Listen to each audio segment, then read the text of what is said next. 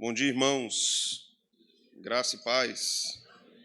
Espero que todos estejam bem e tenham tido uma noite reparadora de descanso. Vamos para Gênesis, capítulo 10, é o nosso texto de hoje.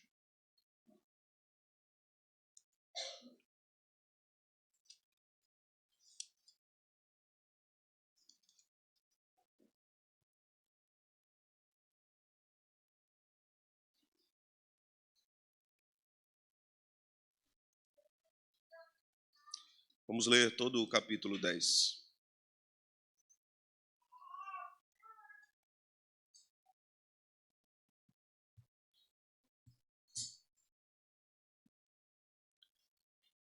São estas as gerações dos filhos de Noé, Sem, Cã e Jafé.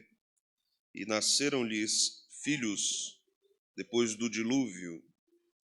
Os filhos de Jafé são Gomer, Magogue, Madai, Javã, Tubal, Meseque e Tiras. Os filhos de Gomer são Askenaz, Rifate e Togarma. Os de Javã são Elisá, Tarsis, Quitim e Dodanim. Estes repartiram entre si as ilhas das nações, mas nas suas terras, cada qual segundo a sua língua, segundo as suas famílias, em suas nações. Os filhos de Cã, Cuxi, Mizraim, Puti e Canaã. Os filhos de Cuxi, Sebá, Avilá, Sabtá, Raamá, Sabtecá. E os filhos de Raamá, Sabá e Dedã. Cuxi gerou a Nimrode, o qual começou a ser poderoso na terra. Foi valente caçador diante do Senhor, daí dizer-se como Nimrode, poderoso caçador diante do Senhor. O princípio do seu reino foi Babel, Ereque, Acade e Calné na terra de Sinar. Daquela terra saiu ele para a Síria e edificou Nínive, Reobote, Ir e Calá, e entre Nínive e Calá a grande cidade de Rezém. Mizraim gerou a Ludim, a Anamim, a Leabim, a Naftuim, a Patruzim, a Casluim, donde saíram os filisteus, e a Caftorim. Canaã gerou a Sidom, seu primogênito, e a Ete, e aos Jebuseus, aos Amorreus, aos Girgazeus, aos Eveus, aos Arqueus, aos Sineus, aos Arvadeus, aos Zamareus e aos Ramateus. E depois se espalharam as famílias dos cananeus. E o limite dos cananeus foi desde Sidom, indo para Gerar, até Gaza, indo para Sodoma, Gomorra, Admá e Zeboim, até Laza.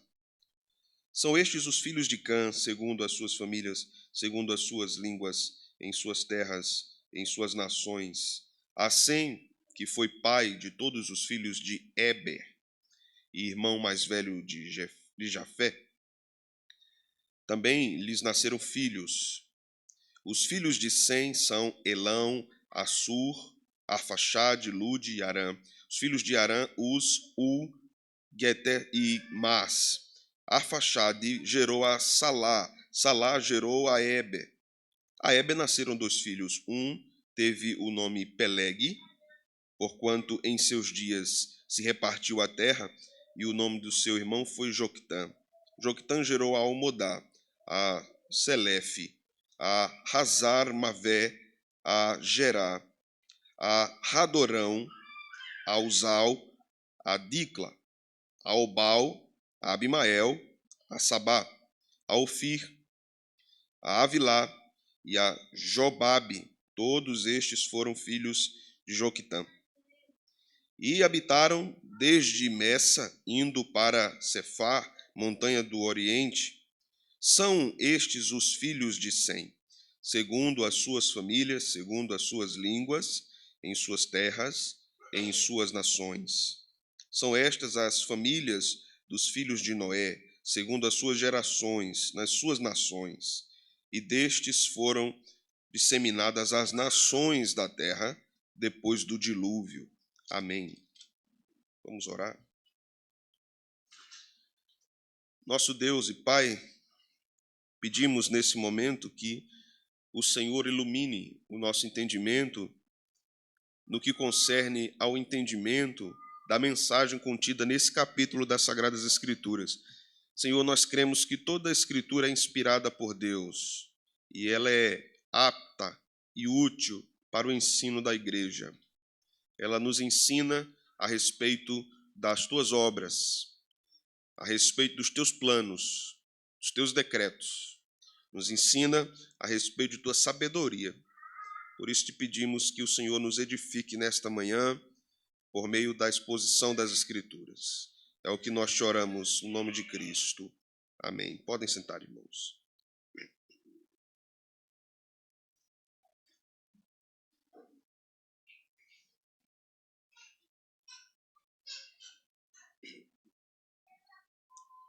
Meus irmãos, nós chegamos até o capítulo 10 de Gênesis. Estamos à beira de concluirmos a primeira parte do livro, que encerra-se no capítulo 11. A partir do capítulo 12, então, nós temos a segunda grande parte do livro, que trata da história dos patriarcas e, finalmente, no final do livro, a história de José, que tem a ver com a história de Jacó, que tem a ver com o Êxodo. Por isso que José está sendo mencionado no livro do Gênesis, com o objetivo, então, de mostrar ao povo hebreu e também às gerações futuras de que Deus tem um povo escolhido, de que ele preserva esse povo e que ele salva esse povo, e isso está sendo mostrado no Êxodo, na saída do Egito. No capítulo 10, nós temos uma inversão feita por Moisés, muito interessante aqui, porque o capítulo 10, tecnicamente, se fôssemos tratar em termos cronológicos, seria o capítulo 11, não seria o 10. Por quê? Porque a partir do capítulo 11, nos primeiros versículos, nós temos a narrativa da Torre de Babel, e ali nós temos a divisão das línguas e a repartição das nações. Mas o capítulo 10 antecede as consequências da Torre de Babel. Nós vamos entender por que Moisés faz isso, mas me permitam mostrar isso a vocês mais especificamente. Vejam o versículo 5. Estes repartiram entre si as ilhas das nações nas suas terras, cada qual segundo a sua língua. Isso só veio acontecer depois de Babel, certo? Isso não ocorreu antes. Segundo as suas famílias em suas nações. Agora veja comigo um outro texto aqui que é muito interessante para nós. Veja o versículo de número 25 e depois o versículo 31. A Eber nasceram 2 filhos. Um teve o nome de Peleg, porquanto em seus dias se repartiu a terra, e o nome de seu irmão foi Joctã. Então, observamos aqui repartição de terra. Agora veja o versículo de número 31. São estes os filhos de Sem, segundo as suas famílias, segundo as suas línguas, em suas terras, em suas nações. Isso veio acontecer após Babel. Quando nós olhamos para o capítulo 10, é possível que, mesmo numa leitura devocional, nós pulemos, né? Olhemos para o texto apenas e venhamos a discernir que o capítulo 10 é apenas a descrição dos descendentes de Noé, ou ele é uma ponte entre o capítulo 9 e o capítulo 11. Então é como se ele fosse ali uma ligação apenas e ele não tivesse importância teológica. Inclusive, alguns comentaristas vão dizer isso, que ele é uma ponte, é uma ligação entre o capítulo 9, sobre o fim do dilúvio, e o capítulo 11, com respeito à Torre de Babel. A minha posição é diferente, e eu vou mostrar aos irmãos por quê. Esse capítulo é conhecido como a Tabela das Nações. Aqui nós temos uma descrição do que aconteceu numa era pós-diluviana, quando os descendentes de Noé foram geradores das nações. As nações se dividiram aqui em vários povos a partir de Sem, Cã e Jafé. Observamos anteriormente que houve uma maldição de Noé a seu filho Cã por conta da imoralidade ocorrida na zombaria com a nudez de seu pai, que ficou embriagado com vinho. Observamos a bênção de Deus sobre Sem, através de Noé também. Aqui nós temos alguns dados interessantes no capítulo 10, que nos falam a respeito do futuro do povo de Deus. Então, por exemplo, quando nós lemos aqui no versículo 21 e no versículo 25, nós temos uma referência a Éber. Éber foi o pai dos hebreus. Inclusive, o nome hebreu provém dele. Então, este nome é importante aqui. O capítulo 10 nos ensina sobre o controle absoluto de Deus sobre a história e sobre as nações. O capítulo 10 nos ensina que Deus tem um plano a ser cumprido e ele cumprirá esse plano para a salvação dos seus eleitos em toda a terra. Esse capítulo nos mostra a soberania de Deus em estabelecer povos e nações. Isso estava no plano eterno de Deus. Não é apenas fruto imediato da rebelião contra Deus na Torre de Babel. Isso estava planejado por Deus acontecer. Até porque Deus sabia o que iria acontecer na Torre de Babel. Isso estava nos seus decretos. Mas quando nós observamos esse capítulo, devemos considerar também que o Espírito Santo está revelando nesse texto que Deus governa a história dos povos. E os povos aqui são representados por famílias. O texto nos mostra que Deus espalha a semente da fé no mundo através de famílias, como foi no caso da família de Noé, e especificamente aqui na família de Sem, que é muito importante, porque a referência à família de Sem é uma continuidade do ensino de Moisés a respeito da semente da mulher que viria e esmagaria a cabeça da serpente, do capítulo 3 de Gênesis, versículo de número 15. Moisés está seguindo um fluxo redentivo para mostrar o caminho que Deus está traçando para a vinda do Messias. Isso vai sendo enfatizado várias vezes no livro do Gênesis, de modo belo, de modo discreto, mas isso vai sendo mostrado no livro do Gênesis. Ao olharmos então para esse texto, observamos a soberania de Deus e como ela governa a vida de cada servo seu, da história de cada família, da história de cada nação, da redenção que alcança os homens em cada lugar, em cada nação, e como Deus usa, inclusive, famílias e nações ímpias para cumprir o seu plano final e redentor. Esse capítulo nos mostra que Deus usa eventos históricos, de modo geral, para cumprir a sua vontade de consumação, de concluir o seu plano eterno de salvação. Então, quando nós olhamos para esse texto e nós olhamos para o nosso contexto, para a nossa nação, para as nações que estão ao nosso redor, para os poderosos de nossa nação, para as guerras que estão acontecendo, nós devemos afirmar: Deus é o Deus da história e Ele governa a história das nações. Ele governa os governantes das nações. Ele governa as famílias das nações. Ele governa a minha família, Ele governa a sua família. Ele usa a minha família, a sua família, Ele usa as nossas famílias para cumprir também o seu plano redentor e espalhar a semente em toda a terra, em todas as nações. Deus jamais se perde na sua missão. Deus não perde o foco. Deus nunca perde o foco. Tudo está numa linearidade profética impressionante.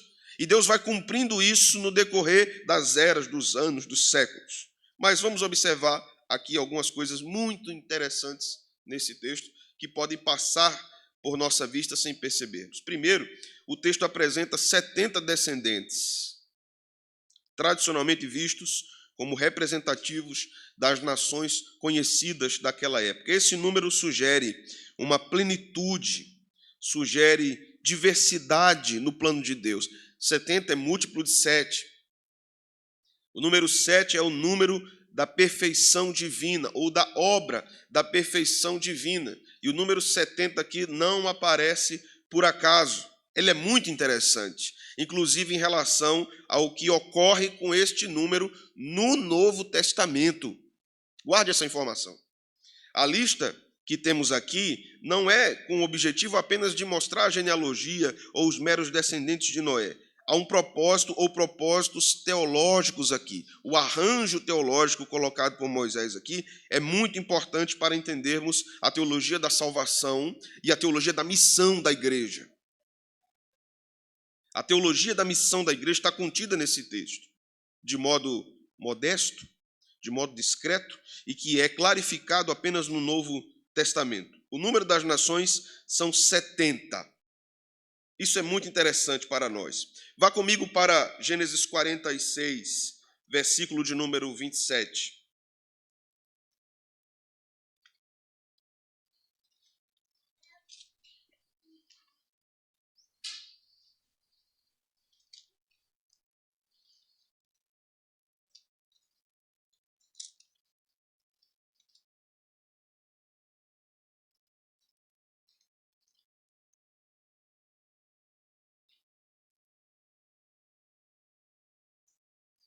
Leia comigo, por favor. E os filhos de José, que lhe nasceram no Egito, eram 2. Todas as pessoas que vieram para o Egito foram 70. Interessante, não é? Nós estamos vivendo um outro período aqui.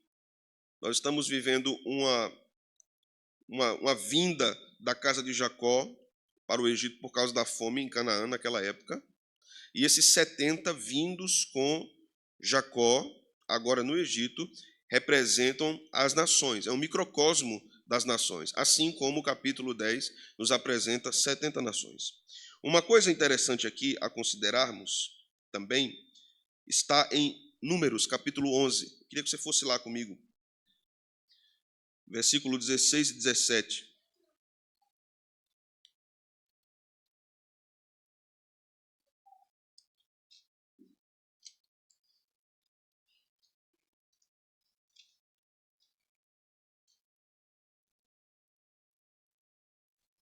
Números 11, versículo 16 e 17.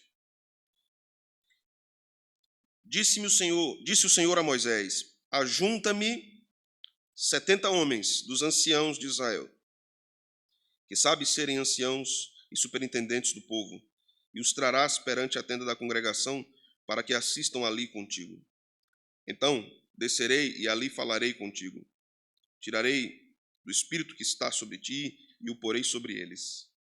E contigo levarão a carga do povo, para que não a leves tu somente. Deus também chama 70 anciãos, para que esses ajudem Moisés na tarefa de pastorear o povo, de conduzir o povo, em todos os termos, em termos políticos, em termos religiosos também, na esfera de administração pública, vamos dizer assim, né? Quando nós lemos mais à frente o Antigo Testamento, vamos perceber que o povo de Israel também passou um período muito significativo na Babilônia, um período de tempo na Babilônia. Vocês se lembram quantos anos? 70 anos. Esse número vai se repetindo no Antigo Testamento. Deus vai mostrando ele várias vezes no Antigo Testamento. E eu vou usar essa expressão, esses jogos divinos são muito interessantes na interpretação da Escritura. Porque isso não é aleatório. Isso não está porque foi solto. Devemos nos lembrar que a mente divina é uma mente extremamente organizada, belíssima, sapientíssima na construção da revelação. Mas mais importante do que a separação dos 70 anciãos e dos 70 anos do cativeiro, nós temos um dado impressionante no Novo Testamento, que é quando Jesus envia 70 discípulos para pregar. Exatamente 70. E essa é uma ligação interessante com as 70 gerações ou nações representadas ali no livro de Gênesis, que Deus tem interesse de levar a sua obra redentora perfeita em Cristo para todas as nações. O número 70, aparecendo no capítulo 10, mostra a perfeição de Deus em organizar o mundo, mas mostra a perfeição da obra de Deus em alcançar esse mundo, em alcançar essas nações. Então, esta é a lógica que o capítulo 10 está antes do capítulo 11. No capítulo 11, nós vamos perceber a confusão que se tornou a vida dos homens quando Deus confunde as línguas. Mas quando nós lemos o capítulo 11, à luz do capítulo 10, vamos entender que a confusão é dos homens, não tem confusão da parte de Deus. Deus está cumprindo seu plano. Isso nos ensina que mesmo quando nós não estamos entendendo absolutamente nada do que Deus está fazendo, tudo está no seu controle. Isso aponta para o controle absoluto de Deus sobre a história, sobre os homens, sobre as nações, sobre as crises mundiais, sobre as crises geopolíticas, sobre as guerras, sobre tudo o que está acontecendo. Deus tem um controle absoluto de tudo. Ele tem um controle absoluto da sua vida, do seu coração, da sua família, do seu casamento, dos seus filhos, de tudo. Embora as coisas pareçam estar fora de controle, embora as coisas pareçam uma verdadeira Babel, uma confusão terrível, que parece ser insolucionável, a Escritura nos revela que Yahvé tem o controle perfeito de todas as coisas, mesmo quando elas parecem descontroladas. Embora haja aqui diversificação entre os povos, todos têm um tronco comum, Noé. Embora haja diferença de línguas, todos vêm de uma unidade. Noé aqui, com os seus 3 filhos, representando as nações, é uma referência também a Adão. Noé é um cabeça federativo. Há várias implicações aqui para essas nações que partem de Noé, assim como há várias implicações para todos os povos que vêm de Adão. Mas mais importante do que tudo isso, mais importante do que mostrar que Noé é um representante federativo ou que Adão é um representante federativo. Noé, consolação, aponta para Cristo. Cristo é o grande governante das nações. Cristo é o grande cabeça da igreja. O capítulo nos demonstra que não há nenhum lugar, ou nação, ou povo, ou língua, ou tribo, fora do alcance da soberania de Deus.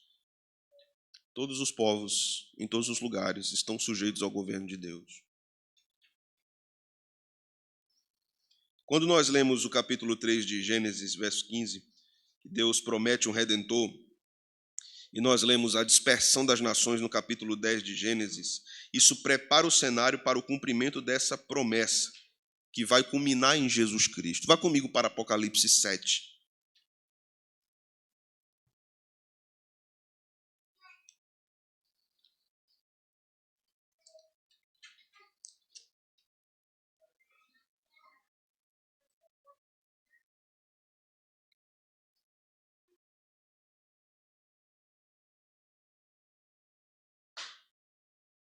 Veja o que o texto diz.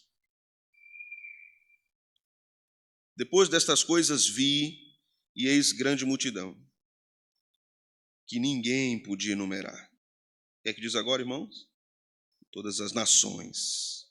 Que mais? Tribos, povos, línguas. Veja, esta é uma referência em contraste ao capítulo 10 de Gênesis, ao capítulo 11 de Gênesis. O texto continua. Eles estavam como? Em pé. Aonde? Diante do trono e diante do Cordeiro, vestidos de vestiduras brancas, com palmas nas mãos, e clamavam em grande voz, dizendo: o que é que eles cantavam?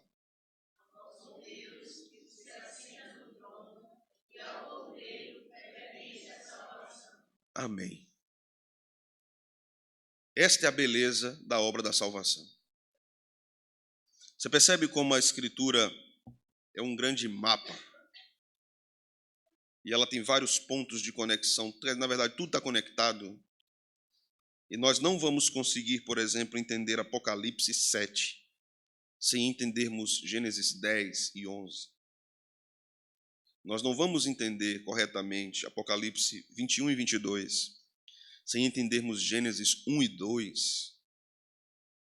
Nós não vamos entender o que Deus faz no mundo, no livro do Apocalipse, em relação à consumação, sem entendermos Gênesis 3. O que o pecado fez no mundo por causa da queda. A Escritura toda está conectada. O texto vai nos mostrar, em primeiro lugar, termos de aplicação aqui, que devemos reconhecer a soberania de Deus na história. Deus é soberano na história. Assim como ele ordenou a dispersão dos povos, ainda hoje ele dirige esses povos por seus decretos eternos. Isso nos dá confiança em tempos de incerteza e instabilidade política. Mesmo que as nações se enfureçam e esbravejem, temos certeza de que Deus está no trono e governando todas as coisas. O povo de Deus não é um povo de incerteza, é um povo de fé. O mundo pode estar de cabeça para baixo, como alguém já disse, né? Como já disse o poeta, o mundo não dá volta, ele capota. Mas Deus está no controle absoluto de todas as coisas. Nós temos certeza disso. Ele governa. A segunda coisa é que nós devemos valorizar a diversidade dos povos como reflexo da glória de Deus. Que bom que nós somos nordestinos. Amém, irmãos? Mas que bom que todo o Brasil não é nordestino. Amém? Que bom que existe uma cultura no sul diferente da nossa. Que bom que existe uma cultura no centro-oeste diferente da nossa. Que bom que existe toda essa diversidade, e diversidade inclusive na nossa região, no lugar onde vivemos. Devemos valorizar essa diversidade cultural e étnica como uma expressão da criatividade divina. Somos chamados a celebrar isso e a respeitar essa diversidade, porque devemos reconhecer que todos os povos, todos os homens nos povos são feitos à imagem de Deus. A nossa região não é melhor que outra região. Outra região não é melhor que nossa região. Deus criou essas regiões, Deus criou as nações, Deus criou os povos. E glória a Deus por isso. Glória a Deus porque existem várias culturas. Por isso que o Apocalipse vai chamar o povo de Deus na eternidade de povos. Essas marcas culturais possivelmente estarão presentes na eternidade. Porque Deus nos criou iguais, diferentes. Deus nos criou iguais, diferentes. Como é que a gente aprende sobre isso no nosso contexto de igreja? Nós não somos iguais. Mas somos irmãos. Você não é igual a mim, você não é igual a João, igual a Maria, igual a Pedro, igual a Lucas, igual a Severina. Mas somos o povo de Deus. E essa diversidade no nosso meio é abençoada. Um gosta de preto, outro gosta de roupa colorida. Glória a Deus por isso. Porque um nos lembra da presença do pecado no mundo e outro nos lembra da presença da graça. Um é negro, o outro é branco. Um é alto, o outro é baixo. Um é magro, o outro é gordo. Glória a Deus por isso. Porque nós somos diferentes. E essa diferença é manifestação da glória de Deus, da majestade de Deus no meio do seu povo. Que bom que nós somos diferentes, homens e mulheres. Que bom. Seu marido é diferente de você, irmã. Que bom. Sua mulher é diferente de você, meu irmão. Que bom. Você não foi casado para casar com você mesmo. Foi casado com outra pessoa. Que bom que irmãos da mesma casa, que vêm da mesma barriga, são muito diferentes. Totalmente diferentes. Que bom. Que bom que um é mais sério, o outro é mais risonho. Que bom que um é mais centrado, firme, o outro é mais brincalhão. Que bom. O que seria de nós se não tivéssemos pessoas divertidas ao nosso lado? Seria chato demais. Seria pesado demais. Em um só lugar, nós cumprimentamos alguém e perguntamos como ela está. Aquela pessoa diz, a coisa está difícil nesse país, eu vou embora daqui. No mesmo lugar, nós cumprimentamos outra pessoa e perguntamos como é que ela está. Ela diz assim, Deus é bom demais. Os passarinhos estão cantando, o sol está lá fora, a chuva está caindo. Eu dormi, eu comi, eu trabalho. Deus é bom demais. Que bom que temos essa diversidade que vai nos ensinando muito sobre a realidade do mundo. Deus é bom e sabe o que faz. e nos faz diferentes iguais.